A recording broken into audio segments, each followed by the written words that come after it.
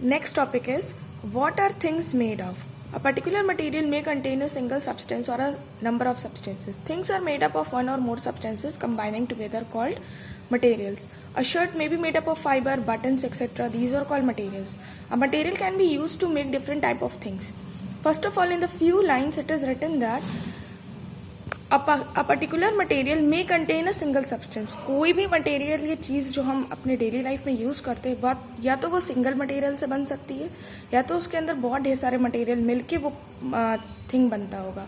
For example जैसे chair, wooden chair सिर्फ would say ही बनेगी. But for example there is example of shirt is given. Shirt में तरह तरह के फाइबर यूज हो सकते हैं और बटन्स भी इंक्लूड हो सकती हैं.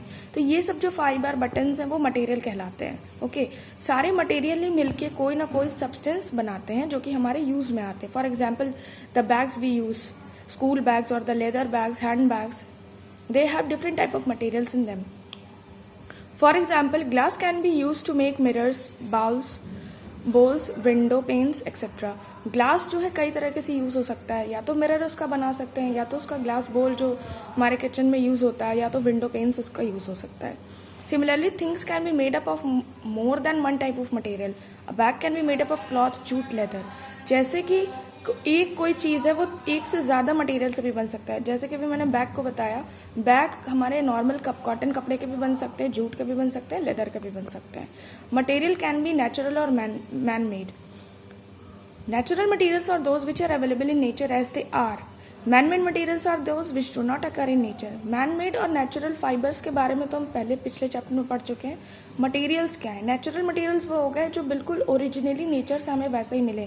For example cotton, would, jute हो गया. और मैन मेड जो कि हमें डायरेक्टली नेचर से ना मिले, वो कुछ फैक्ट्री में जाके उसको प्रोसेस करके तब हमें वो मटेरियल मिले, जैसे कि नायलॉन, स्टील, एक्सेट्रा.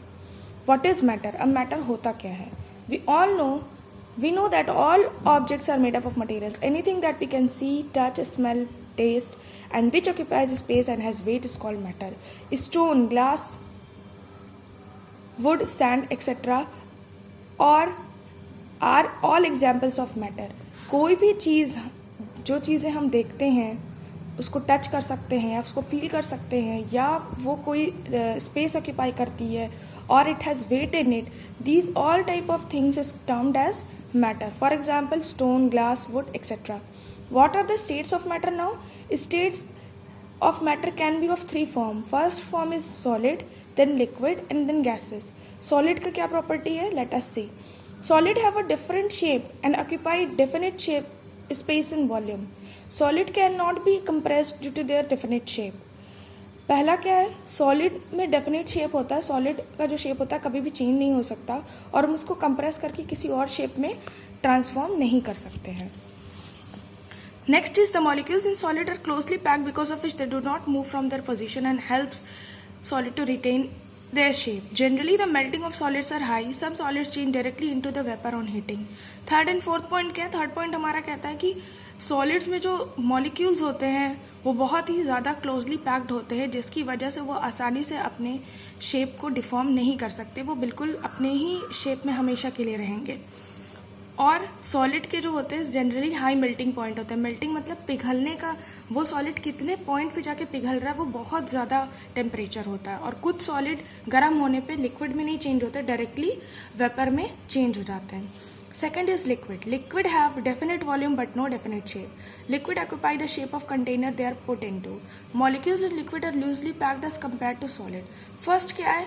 लिक्विड का डेफिनेट वॉल्यूम होता है लेकिन कोई डेफिनेट शेप नहीं होता है. डेफिनेट शेप का मतलब कि अगर हम लिक्विड को किसी ग्लास में रखें तो वो ग्लास का शेप ले लेगा. अगर हम इस लिक्विड को किसी और तरह के बर्तन में रख दें वो उस बर्तन का शेप ले लेगा. ओके, मॉलिक्यूल्स जो लिक्विड के होते हैं वो काफ़ी दूर मतलब थोड़ा दूर होते हैं, लूजली पैक्ड होते हैं, इसीलिए वो आसानी से अपने शेप को चेंज कर सकते हैं. Liquid flow from higher level to lower level. Liquid हमेशा हायर लेवल से लो लेवल की तरफ बढ़ता है. And liquid evaporate on heating. और लिक्विड में इवापोरेशन होता है and already you know what is evaporation. Gases have neither definite shape nor a definite volume. Gases can be easily compressed. They are highly compressible. Gases expand on heating. Gases की कोई भी definite shape नहीं होता ना definite volume होता है. वो आसानी से compress किया जा सकता है कंप्रेस क्यों किया जा सकता है? क्योंकि उसके जो मॉलिक्यूल्स होते हैं वो बहुत ही ज़्यादा दूर होते हैं, और हीटिंग मतलब गर्म करने पे गैस एक्सपैंड होती है। मॉलिक्यूल्स जो गैस के होते हैं वो बहुत ज़्यादा दूर दूर होते हैं और वो किसी भी डायरेक्शन में जा सकते हैं। Gas exert equal pressure in all direction, और गैस जो होता है वो हर डायरेक्शन में इक्वल प्रेशर को एक्सर्ट करता है।